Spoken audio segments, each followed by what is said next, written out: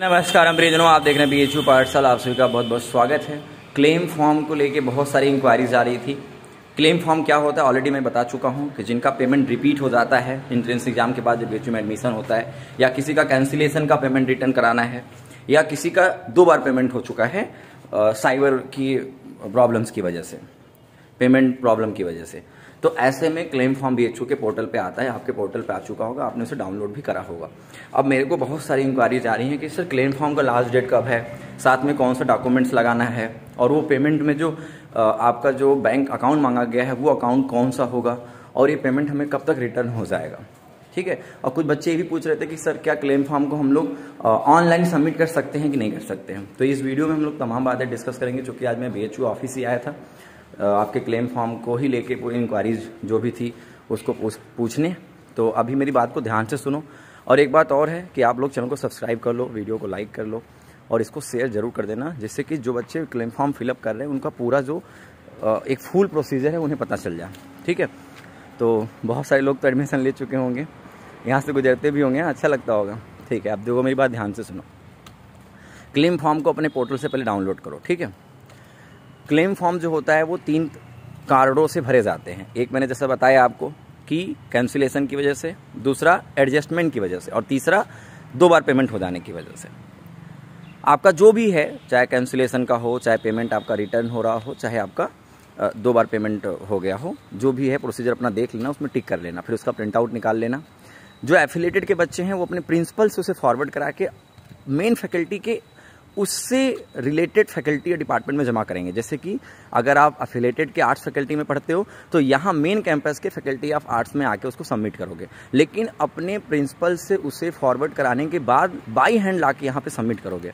मेरी बात समझ रहे हो। साथ में कौन, और जो मेन कैंपस के हैं वो तो अपने फैकल्टी डिपार्टमेंट में ले आकर उसको सबमिट कर दें। साथ में कौन सा डॉक्यूमेंट लगाना है, तो साथ में अकाउंट होल्डर स्टूडेंट्स होना चाहिए। यानी जिस स्टूडेंट्स को पेमेंट रिटर्न लेना है उस स्टूडेंट्स का खुद का अपना एक अकाउंट होना चाहिए। ठीक है। चाहे ICI बैंक का हो, SBI बैंक का हो। और जो बच्चे यहाँ पे आ चुके हैं, पढ़ रहे हैं, मैं उनके लिए बता दूं कि आप लोग यहाँ पे शॉपिंग सेंटर जाके अपना अकाउंट खुलवा भी सकते हो। स्टूडेंट ID पे अकाउंट खुल जाता है। और जिन बच्चों का खुला हुआ है भाई, वो अपना अकाउंट नंबर लगा देना वही वाला, उसका प्रिंट आउट ले लेना, मतलब जीरोक्स ले लेना। और फिर अपना स्टूडेंट ID, क्या क्या हो गया, क्लेम फॉर्म हो गया, पूरा अच्छे से फिल कर लेना। फिर उसके बाद बैंक पासबुक हो गया, वो भी स्टूडेंट होल्डर होना चाहिए। और आपका एक स्टूडेंट ID हो गई। और जो फीस रिसिप्ट जो आपने पेमेंट करा था अपने, फीस रिसिप्ट मतलब कि आपके समय में तो अब एडमिट कार्ड भी रिलीज हो चुका होगा आप लोग का, एडमिट कार्ड जैसे एडमिशन हुआ था, तो वो एडमिट कार्ड भी मतलब 3-4 चीज हो गया ना। एडमिट कार्ड हो गया, फिर रिसिप्ट हो गया। फिर रिसिप्ट एडमिट कार्ड में कंफ्यूज मत होना, कोई 2 भी होगा तो भी चल जाएगा, कोई 1 भी होगा तो भी, मतलब फिर रिसिप्ट हो या एडमिट कार्ड हो, कोई एक चल जाएगा। फिर उसके बाद स्टूडेंट ID, फिर उसके बाद क्लेम फॉर्म, और फिर आपका बैंक पासबुक। ये 4 चीज़ें लाके आप अपने उसके रिलेटेड फैकल्टी या डिपार्टमेंट में सबमिट कर देना। और उसके बाद ये डेट जो है, लास्ट डेट जो है वो है, देखो अलग अलग फैकल्टी डिपार्टमेंट, एक्चुअली होता क्या है ना कि जब आप इनको डॉक्यूमेंट देते हो तो ये लोग बिल प्रिपेयर करते हैं, और वो प्रिपेयर करके ये लोग इंटरनली सेंट्रल ऑफिस भेजते हैं, यानी फीस काउंटर पे, जहाँ से आपका पेमेंट रिटर्न होना है। वो अलग प्रोसीजर है पूरा, वो उनका ऑफिशियल काम है, ये आपको नहीं करना है। आपको बस फैकल्टी डिपार्टमेंट तक अपने डॉक्यूमेंट को पहुँचाना रहता है।